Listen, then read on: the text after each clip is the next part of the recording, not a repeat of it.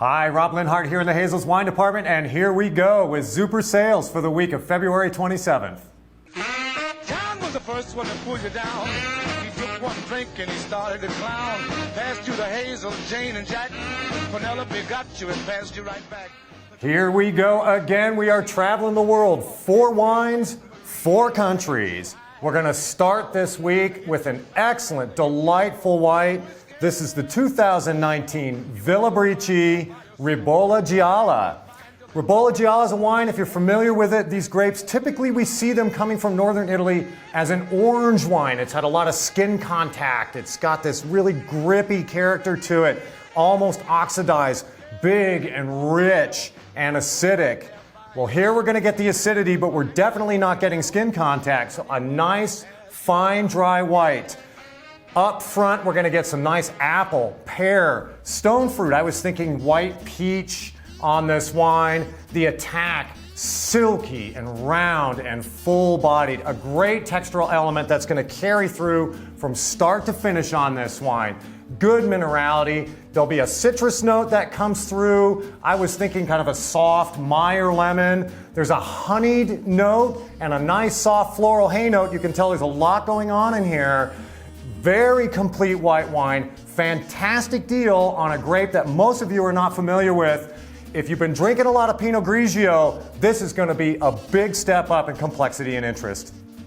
Next up, we're heading to the south of France now for the La Chapelle Du Seuil 2020 Rosé. This is coming from Coteaux d'Aix-en-Provence, the hills of Aix in Provence.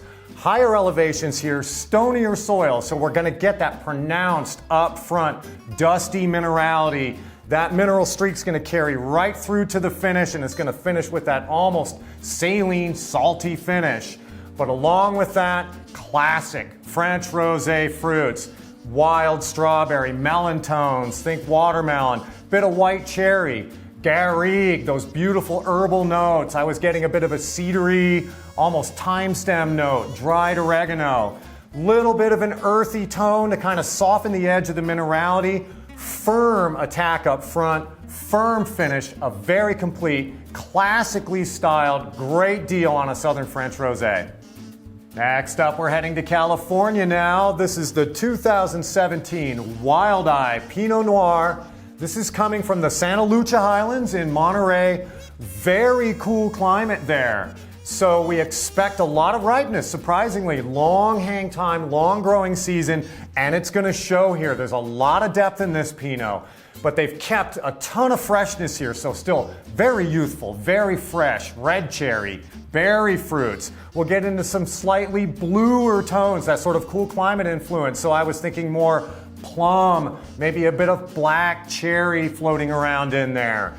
There is a substantial oak influence here. They went pretty long on the French oak, and again, this is very youthful, so you're going to find up front a bit of a soft vanilla and those beautiful pie spices we get, cinnamon, clove, nutmeg, even maybe a hint of peppermint floating around in there. Very complete Pinot, however, already. It carries through on the palate nicely, starting to integrate well. This beautiful freshness. I would give this high side of mid-weight for a Pinot Noir. Very easy drinking now. You can pop and pour, enjoy it thoroughly now, but still got some life ahead of it. So I definitely recommend, if you're into this style, if you're into these Pinots, get a couple for drinking now. Lay a few down, wait for that oak to integrate, and you will be surprised at how much detail will pop out of this wine in the next few years. Last but certainly not least, we're heading off to Italy now for a repeat performer. This is the 2014 Tenuta Cappellina Diane Toscana Rosso. So you're going to get this classic Tuscan character here. Mid-weight, fresh and dried cherry, nice red berry fruits.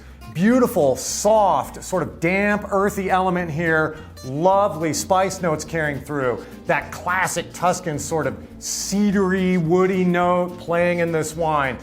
As it hits the palate, it's going to pop with each of those notes on this wine. It's going to build through the palate beautifully, hold very well, finish very strong.